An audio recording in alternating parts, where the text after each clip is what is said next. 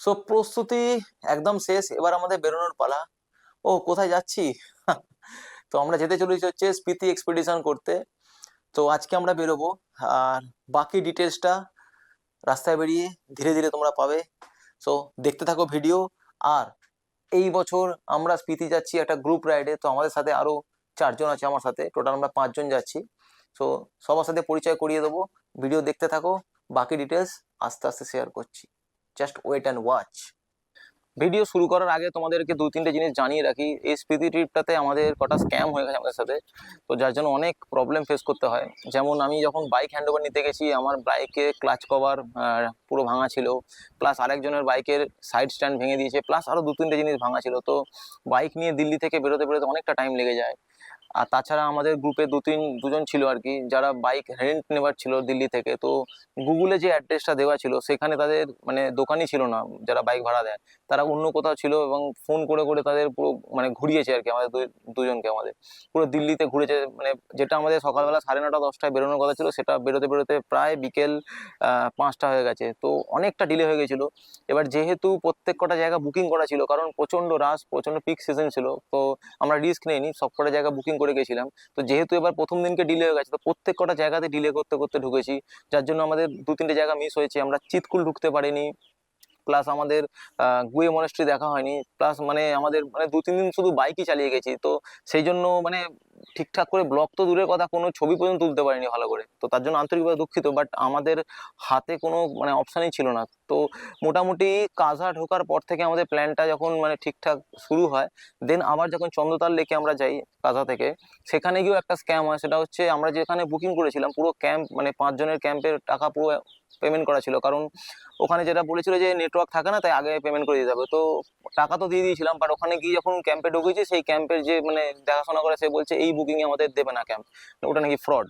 ওটা নাকি এরকম টাকা বুকিং কে মানে ওদের টাকা দেয় না, বাট মানে পার্টির থেকে পয়সা নিয়ে নেয়। তো সেই কারণে মানে আমাকে মানে বুকিং দেয়নি ওরা। তো তার জন্য আবার আলাদা করে টাকা দিয়ে, মানে যে টাকাটা বুকিং এর জন্য দিয়েছিলাম ইনিশিয়ালি, সেটা তো পুরো নষ্ট, 12,500 টাকা দিয়েছিলাম, প্লাস আলাদা করে টাকা দিয়ে ক্যাম্পে থাকতে হয়। তো এরকম কতগুলো জিনিস আছে মানে হয়েছে। তো আমি আর এর ডিটেলস বলে ভিডিওটাকে লেন্দি করতে চাই না। আমি এর জন্য একটা আলাদা করে সেপারেট ভিডিও আমাদের ইনস্টাগ্রাম চ্যানেলে দিয়ে দেবো, গেটে লাইফ নামে আমাদের ইনস্টাগ্রাম চ্যানেল আছে, সেখানে যদি চাও কেউ গিয়ে দেখে নিতে পারো। কারণ এরকম স্ক্যামগুলো যে মানে আমার সাথে হয়েছে তা না, এরকম টুকটাক হতেই থাকে অনেকের সাথেই। তো যারা নেক্সট টাইম স্পিতি ভিজিট করবে, তো আশা করি আমার ভিডিওগুলো দেখলে একটু অ্যাওয়ারনেস থাকবে, তো তাতে তোমাদের ঠকে যাওয়ার চান্সেসটাও কম হবে, কারণ যেহেতু আমরা ঠকে গেছি। তো দেখতে থাকো ভিডিওটা। আর যদি কেউ চাও ডিটেলসে জানতে, তো আমাদের ইনস্টাগ্রাম চ্যানেলে ভিজিট করো, সেখানে ডিটেলস পেয়ে যাবে। ফ্লাইট আমাদের ছিল 5টা 20-তে ভোরবেলাতে, আর এখন বাজে বিকেল 5টা, খেতে বসেছি। ফ্লাইট থেকে নেমেছি দিল্লি, এখনো দিল্লিতে বসে আছি। পুরো লাইফটা পুরো ট্র্যাজিক হয়ে গেছে 12 ঘন্টা ধরে। তো ফ্লাইট থেকে নেওয়ার পরে আমরা বাইক পিক করতে গেছিলাম, আর আমাদের দুজনের বাইক রেন্ট করা ছিল। তো সেখানেও বাইক পেতে সমস্যা, আর আমার যেখানে বাইক পিক করা ছিল সেখানেও বাইক পেয়েছি, সব ভেঙে টেঙে দিয়েছে। তার একটা আলাদা সেপারেট ভিডিও আমি দেবো। আর যেখান থেকে বাইক পিক করেছি সেখানে আবার সেখানে পাইনি বলে অন্য জায়গা থেকে পিক করতে হয়েছে। তো আলটিমেটলি আমরা দিল্লিতে শুধু চক্কর মেরে ঘুরে গেছি। এখন একটা জায়গায় এসেছি, প্রায় 5টা বেজে গেছে, লাঞ্চ করতে বসেছি। এইবার আমরা সিমলার উদ্দেশ্যে বেরোবো, বাট আমার মনে হয় না সিমলা যেতে পারবো আজকে, কারণ রাত্রে আমরা বেশি রাত্রে বাইক চালাবো না।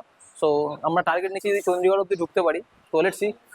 খাওয়া দাওয়া কমপ্লিট, লাঞ্চ করে জাস্ট এসেছি, বাইক পুরো গুছানো হয়ে গেছে। আর আমাদের বাইক যাচ্ছে, আবার দেখি দে, একটা অ্যাডভেঞ্চার আছে, আমার অ্যাডভেঞ্চার, একটা মিটিওর আছে, আর আর একটা অ্যাডভেঞ্চার। সো 3টে অ্যাডভেঞ্চার, একটা মিটিওর, একজনের কামাই হয়ে গেছে। তো আমরা 5 জন যাচ্ছি। আজকে টার্গেট যেটা ছিল জানি না কতটা মিট করতে পারবো, বাট ট্রাই করছি যদি চণ্ডীগড় অব্দি ঢোকা যায়। আর আমাদের সাথে যারা আছে এ হচ্ছে সৌভিকদা, আর আরেকজন রাকেশ আছে, সে এখন কোথায় ঘুরছে জানি না। ক্যামেরার পিছনে অ্যাজ ইউজুয়াল আমাদের ছোট ভাই রয়েছে। এখন দাঁড়িয়ে আছি হচ্ছে আম্বালাতে। কালকে আমরা যেতে পারিনি চণ্ডীগড় অব্দি, অনেকটা দেরি হয়ে গেছিল। তো আম্বালা একদম মেইন জায়গাতে দাঁড়িয়ে আছি, আর আমরা ছিলাম হচ্ছে হোটেল গড় রেজেন্সি। তো মোটামুটি রুম আমাদের 5 জনের মোটামুটি পড়লো 2200 টাকা মতো। এখন এখান থেকে বেরোবো, অনেকটা বেলা হয়ে গেছে, কারণ অনেক জিনিসপত্র গোছানো ছিল। এখান থেকে বেরোবো সোজা চিতকুল, অনেকটা রাস্তা চালাতে হবে। লেটস সি কিরকম জার্নি হোক। আর ওখানে মোটামুটি দেখলাম যা 5-6 ডিগ্রি চলছে রাত্রের দিকে, তো দেখা যাক কখন পৌঁছাই। এখন সব বাঁধাবাঁধি চলছে। আবার দেখিয়ে দাও আমাদের বড় ভাই অ্যাডভেঞ্চার নিয়ে আসছে।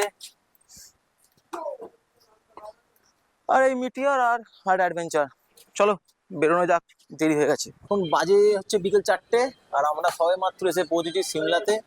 অনেকটা লেট হয়ে গেল কারণ রাস্তায় একটু প্রবলেম হয়ে গেছিল গাড়িতে, তো সেই জন্য লেট হয়ে গেল। এবার চিতকুল যেতে পারবো কিনা সন্দেহ আছে, তো আমরা টার্গেট করছি যতটা যাওয়া যায়, বাট যতদূর মনে হচ্ছে চিতকুলটা আমাদের স্কিপ করতে হবে, কারণ মানে কালকের প্ল্যানগুলো আমাদের হয়ে যাবে, বরবাদ হয়ে যাবে। অলরেডি আমাদের ডিলে হচ্ছে গতকাল থেকে। সো লেটস সি, খেয়ে দিয়ে এখানে লাঞ্চ করছি, এখন খেয়ে দিয়ে বেরোবো কতটা যাওয়া যায়। বাট চিতকুল যত সম্ভব হচ্ছে ঢুকতে পারবো না, দেখা যাক। তো যেখানেই যাব মোটামুটি একটা ভালো জায়গা থেকে বুক করব, যাতে কালকে থেকে আমরা ঠিকঠাক প্ল্যান যেরকম আছে সেরকম করতে পারি। গতকাল রাত্রে আমরা নারকান্ডা অব্দি আসতে পেরেছিলাম, আজকে এখান থেকে ডাইরেক্ট তাবো যেতে হবে, কারণ চিতকুলের প্ল্যানটা আমরা সাকসেসফুল হয়নি আর কি, যেতে পারিনি, কারণ অনেকটা ডিস্টেন্স রয়ে গেছিলো। বাট রাত্রে যেহেতু বাইক চালাবো না, তাই জন্য চিতকুলটা ক্যান্সেল করতে হয়েছে। তো ডাইরেক্ট এখান থেকে আমরা তাবো ঢুকবো। আর যে হোটেলটাতে ছিলাম পিছনে বেশ দারুণ ভিউটা, হ্যাঁ, তো দারুণ লাগছে এখান থেকে। লাগেজ বাঁধা হয়ে গেছে, সবাই রেডি, তো বেরোতে হবে। তো নারকান্ডা থেকে তাবো যাওয়ার পথে একটা জায়গায় আমরা টি ব্রেকের জন্য দাঁড়িয়েছি। এই জায়গাটার মধ্যে চওড়া বলে জায়গাটার নাম, চারপাশটা দুর্দান্ত সুন্দর। আমরা সবাই এই দেখতে পাচ্ছি পিছনে সব দাঁড়িয়ে আছি, আর এখানে অনেক বাইকাররাও এসে দাঁড়িয়ে আছে, এখানে অনেক বাইকার আছে।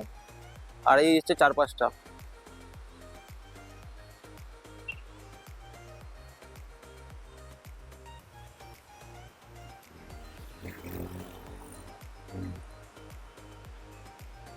আর এই যে ওয়াটারফলটা, এখানে অনেকেই দাঁড়াচ্ছে এসে ছবি ভিডিও তোলার জন্য।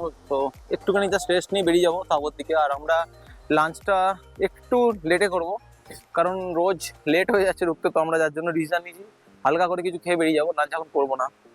রেকংপিও থেকে তাবোর দিকে যেতে এই পিছনে রেকংপিও আর এদিকে তাবো, এখানে একটা ক্যাফে পড়ে রেকংপিওতে জাস্ট একটু এগোলে। ক্যাফেটার নাম হচ্ছে রাপচিক ক্যাফে। তো এর চারপাশের সিনারিটা এত সুন্দর, মানে জাস্ট চারপাশটা দেখো শুধু।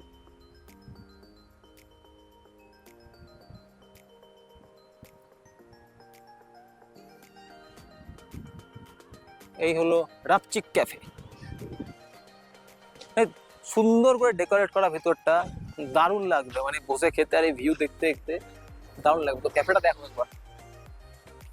তো আমাদের বাইকগুলো সব দাঁড়িয়ে আছে, আর উপরে সব রেস্ট চলছে।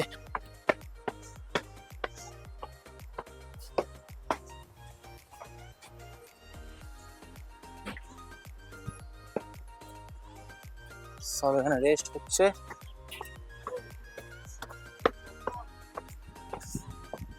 এখান থেকে ভিউটা দেখো।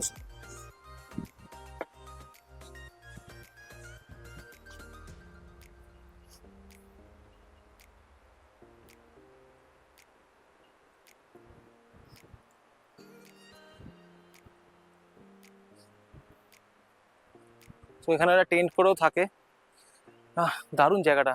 তো যেতে যেতে পেয়ে গেছি রাস্তায়, একটু জাস্ট খেয়ে দিয়ে বেরিয়ে যাবো, কারণ এখনও তাবো আমাদের 150 কিলোমিটার মতন বাকি আছে, 146 কিলোমিটার। সো খেয়ে দিয়ে বেরোচ্ছি। তো গুড মর্নিং ফ্রম তাবো। তো পিছনে দেখতে পাচ্ছ তাবো কেভ। আর কালকে আমরা ঢুকেছি তাবোতে, একটু লেট হয়ে গেছিলো, রাত্রিবেলা প্রায় ঢুকতে ঢুকতে 10টা বেজে গেছিলো। তো আমাদের গুয়ে মনেস্ট্রিটা আমরা যেতে পারিনি। ও এখন তাবোতে আমরা কেভটা যাব, তাবো মনেস্ট্রি যাব, দেন আমরা কাজার দিকে বেরোবো। সো লেটস সি জার্নিটা কেমন, কারণ আজকের থেকে মোটামুটি আমাদের যা প্ল্যান আছে হিসাব মতন সব কটা মানে অ্যাটেম্প তো করতে পারবো, কারণ দুদিন একটুখানি গন্ডগোল হয়ে যাওয়ার জন্য অনেকগুলো জায়গা আমাদের মিস গেছে। সো লেটস সি কতটা কি কভার করা যায়।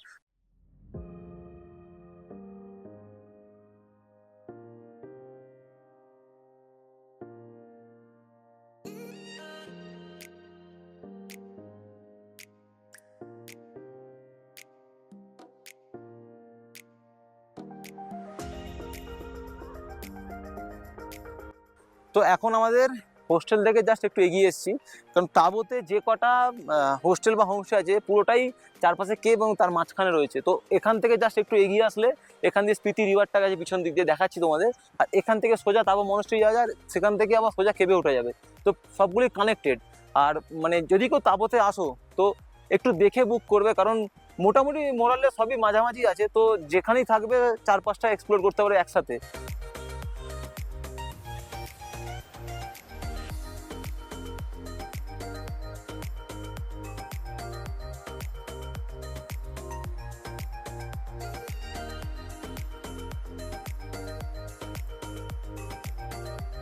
সো এখন যাবো হচ্ছে তাবো মনেস্ট্রি। এখান থেকে সোজা রিভারের পাশ থেকে গেলে তাবো মনেস্ট্রি যাবে। চলো মনেস্ট্রি দেখে আসি।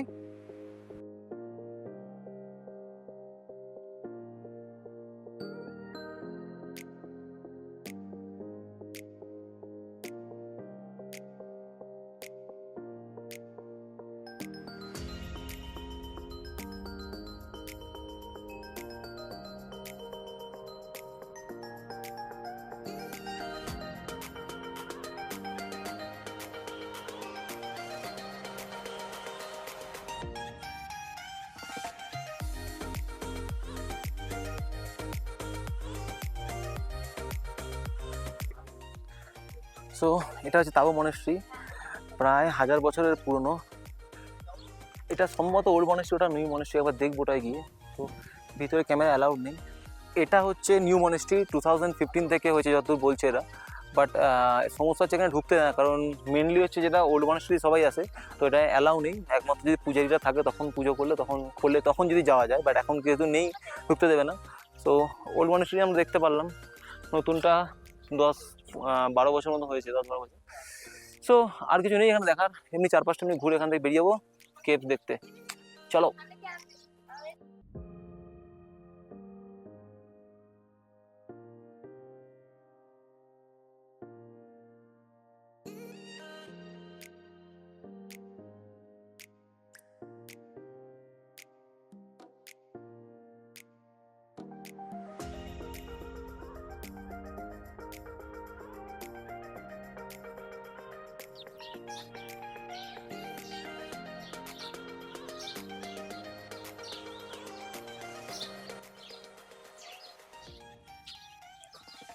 তো এই হচ্ছে কেভের এন্ট্রান্স।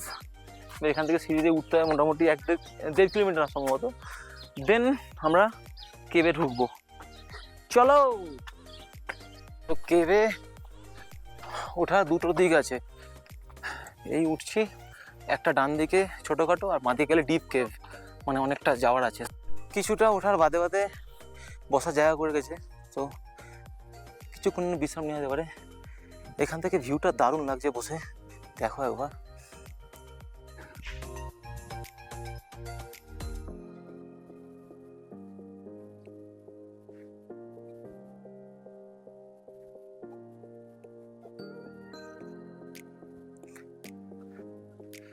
তো এখন যাবে একটু উপরের দিকে, দেখি যদি ঢোকা যায় কোনো কেভে, ডেফিনেটলি ঢুকবো। একটা দুটো কেভ পেয়েছি উঠতে গিয়ে, এই যে ছোটো ছোটো কেভগুলো দেখছো, এরকম আরও আছে পরপর। তো এগুলোতে বসে মংরা মেডিটেশন করতো।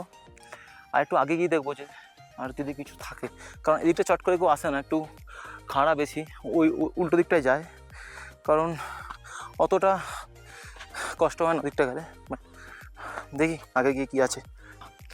একটা ইনফরমেশান পেয়েছিলাম যে এখানে যে কেভগুলো আছে, এখানে ভিতর থেকে সুড়ঙ্গ আছে, আর মংরা যাতায়াত করতে এখান থেকে নাকি। তো মোটামুটি আমরা যতটা পারলাম গেলাম, বাট আমার চোখে এরকম কিছু পড়লো না। যদি তোমরা জেনে থাকো তো অবশ্যই জানিও, আমার চোখে তো পড়লো না। বাট এগুলো জাস্ট বসার জন্য, এখন এখানে মেডিটেশন করতো।